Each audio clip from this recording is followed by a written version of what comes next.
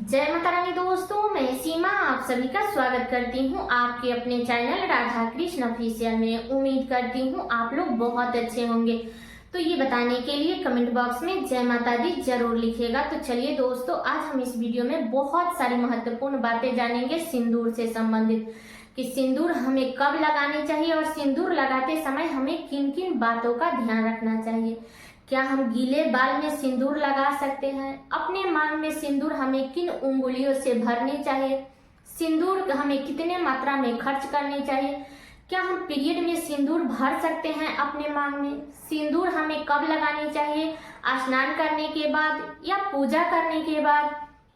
और कितना लम्बा हमें प्रतिदिन मांग भरनी चाहिए? सुहाग की सामान हमें कम मात्रा में खर्च करनी चाहिए, कैसे खर्च करनी चाहिए? तो इसी प्रकार के बहुत सारी महत्वपूर्ण बातें आज हम इस वीडियो में जानेंगे।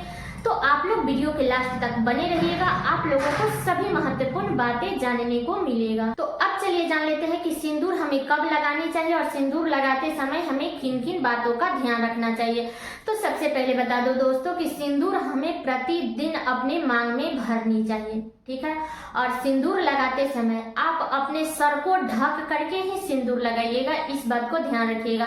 सर उघाड़ करके हमें सिंदूर नहीं लगानी चाहिए, ठीक है। और बता दूं कि सिंदूर हमें कभी भी, चाहे कोई भी अगर आप श्रृंगार करते हैं तो आपको खड़े होकर के नहीं करनी चाहिए, हमेशा बैठ करके ही श्रृंगार करनी चाहिए, ठीक है। तो ये भी बातें क्लियर हो गई। और बता दो कि सिंदूर हमें कभी भी बेड पर बैठ करके नहीं लगानी चाहिए, जो कि बिल्कुल भी शुभ नहीं होता है। बेड पे सुहाग का सामान भी नहीं रखनी चाहिए, इस बात का ध्यान रखिएगा। तो इस बात का ध्यान रखिएगा कि कभी भी आप लोग बेड पर बैठ करके सिंदूर मत लगाइएगा, ठीक है। और अब चलिए जान लेते हैं कि सिंदूर हमें अपने मांग में किस उंगली से भरनी चाहिए। तो बता दूं कि सिंदूर हमें हमेशा दाहिने हाथ के अनामिका उंगली से, इस उंगली से हमें अपने मांग में सिंदूर भरनी चाहिए, ठीक है। अब चलिए जान लेते हैं कि हमें कितना लंबा मांग भरनी चाहिए। तो देखिए, ऐसे तो व्रत त्योहार में नाक से लेकर के और पूरा यहाँ तक मतलब मांग भरते हैं, ठीक है। लेकिन प्रतिदिन हमें उतना सिंदूर नहीं लगानी चाहिए, कम से कम तो इतना तो लगाना ही चाहिए, ठीक है। कम से कम आप अपने मांग में 5 बार 7 बार सिंदूर जरूर छुआ लीजिएगा। अब ये नहीं कि थोड़ा सा नियम यहाँ थोड़ा सा कर लिए, ऐसा नहीं करना चाहिए। ऐसा कहा जाता है ना, मतलब कि जो भी मैं सुनी हूँ वही बता रही हूँ। हमारी मम्मी दादी वो लोग कहती है कि जितना लंबा सिंदूर लगाते हैं ना, उतना ही लंबा पति की आयु होती है। इसलिए हमें इतना सा भी सिंदूर नहीं लगाना चाहिए कि सिर्फ इतना दूर में लगा लिए, तो उतना कम भी सिंदूर नहीं लगानी चाहिए और इतना ज्यादा भी नहीं लगानी चाहिए कि यहाँ तक लगा ले। बाकी मीडियम साइज हमें इतना तक तो सिंदूर लगाना ही चाहिए, ठीक है। कम से कम यहाँ तक आप लोग सिंदूर लगा लीजिएगा।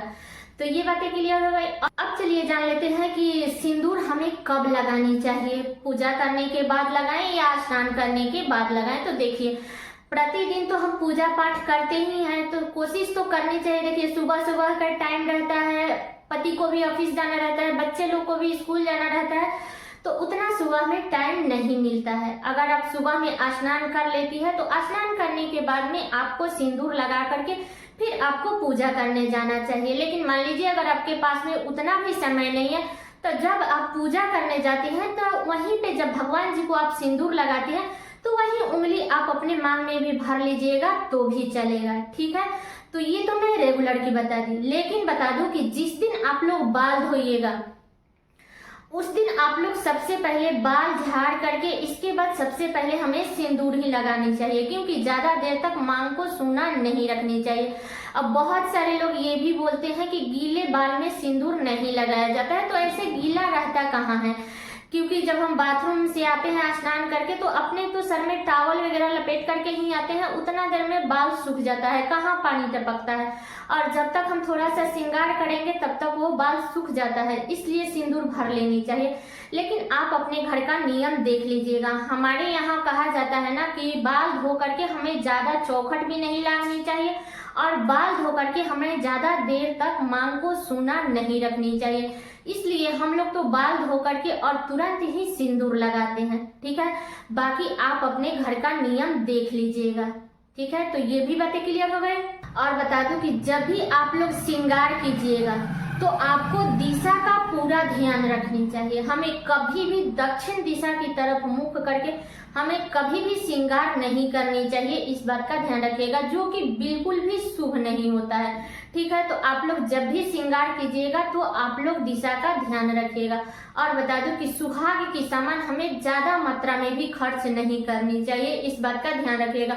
और हमें थोड़ा मात्रा में भी खर्च नहीं करनी चाहिए। ये नहीं कि चलो भाई सिंदूर है तो दिन में 4-5 बार लगा लेते हैं, या मान लीजिए कि बहुत सारे लोग हैं जो बोलेंगे कि खर्च नहीं करना है तो हम लगाइए नहीं करेंगे, तो ऐसा कुछ भी नहीं। हमें ज्यादा मात्रा में खर्च नहीं करनी चाहिए, क्योंकि अब मान लीजिए कि ज्यादा खर्च का मतलब हो गया कि दिन भर में आप 3-4 बार मांग भर रही हैं, 3-4 बार बिंदी चेंज कर रही है, तो इस प्रकार के कार्य हमें नहीं करने चाहिए।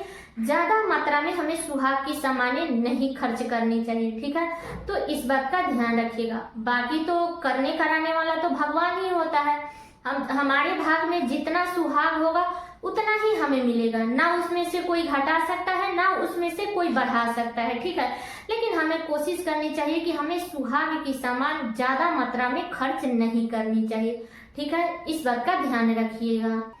अब चलिए जान लेते हैं कि क्या हम पीरियड में सिंदूर लगा सकते हैं। तो देखिए, जो लोग घर में रहते हैं तो वो लोग तो नहीं लगाएंगे तो चलेगा। और बता दो कि पीरियड के समय में हमें मतलब कि सिंदूर भी नहीं भरनी चाहिए अपने मांग में, और पीला वाला तो बिल्कुल भी नहीं भरनी चाहिए। लेकिन मान लीजिए जो लोग भी ऑफिस जाते हैं या मतलब मेला मार्केट कहीं जा रहे हैं, तो ऐसे वैसे रूखे भूखे जाना अच्छा नहीं लगता है, फेस भी अच्छा नहीं लगता है। तो उस स्थिति में अगर उतना इमरजेंसी है, कहीं जाना जरूरी है, तो उस स्थिति में आप लोग लिक्विड वाला सिंदूर लगा लीजिएगा या सूखा लाल वाला सिंदूर लगा लीजिएगा, लेकिन पीला वाला सिंदूर मत लगाइएगा, क्योंकि लाल वाला जो सिंदूर होता है ना वो लिक्विड में आता है, जैसे रोली में आता है। ठीक है, उसको चंदन में गिना जाता है, तो इसलिए आप लोग लाल वाला सिंदूर लगा लीजिएगा अगर जरूरत पड़े तब, नहीं तो बचे तो बचाना चाहिए। पीरियड में हमें सुहाग की सामानें नहीं छूनी चाहिए।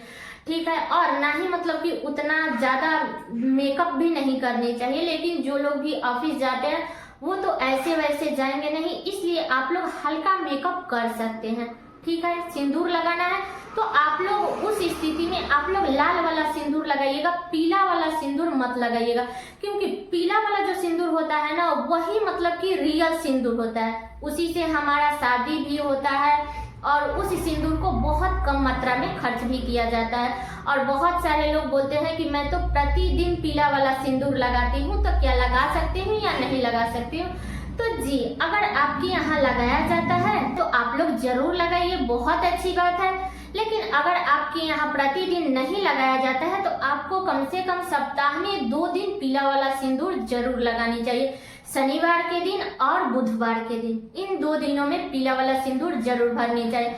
और बता दूं कि कभी भी हमें भूल से भी पूर्णिमा अमावस्या के दिन पीला वाला सिंदूर नहीं भरनी चाहिए। ठीक है, तो इस बात का ध्यान रखिएगा। ऐसे जो सोमी अमावस्या पड़ती है उस दिन हम लोग पीला वाला सिंदूर भरते हैं, बाकी ऐसे कोई भी अमावस्या पूर्णिमा पड़े तो हम उसमें पीला वाला सिंदूर नहीं लगाते हैं। या कोई जो लोग भी पूर्णिमा का व्रत करते हैं तो वो लोग लगाते हैं। तो बता दो कि पूर्णिमा का जो व्रत है ना वो 1 दिन पूर्णिमा से पहले ही होता है, इसलिए वो लोग पूर्णिमा का व्रत करते हैं तो वो लोग अपना सिंदूर लगाते हैं। बाकी जो लोग व्रत नहीं करते हैं उन्हें पूर्णिमा के दिन सिंदूर नहीं लगानी चाहिए। तो ये भी बातें क्लियर हो गई। अगली बातें जान लेते हैं कि क्या हम सूतक पातक में सिंदूर लगा सकते हैं।